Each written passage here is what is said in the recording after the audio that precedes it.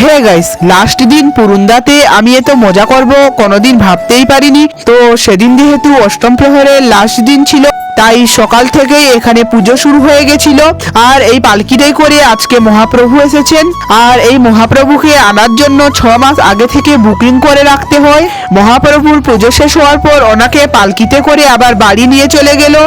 একদিকে কীর্তন হচ্ছিল আর একদিকে দুপুরের রান্নার জন্য তোড়জোড় চলছিল। এখানে পরপর 7টা উনুনে রান্না হচ্ছিল। তারপর আমরা বসে পড়লাম কীর্তন দেখতে।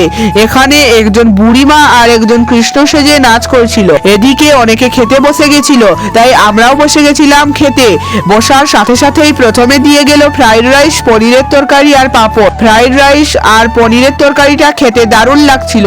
সেগুলি খাওয়ার পর চলে এলো ভাত, ডাল আর 3 রকমের সবজি। আমরা এদিকে খাচ্ছি আর ওদিকেও অনেক লোক প্রসাদ খেতে আসছে। তারপর লাস্টে পায়েস, দই আর চাটনি খেয়ে আমরা আবার চলে এলাম কীর্তন দেখতে। আর এখন রাধা সেজে একজন বুড়িমার সাথে নাচ করছিল।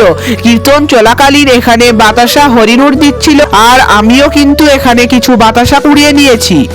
আর এদিকে দেখতে পাচ্ছ রাধা কৃষ্ণ আর বুড়িমা কত সুন্দর নাচ করছে। কীর্তন শেষ হওয়ার পর এদিকে সবাই নাচ করছিল আর আমিও একটু নেচে নিলাম। এখন রাধা কৃষ্ণের মিলন হচ্ছিল আর সবাই রাধা কৃষ্ণকে ফুল ছুঁড়ে ভর্তি করে দিয়েছিল।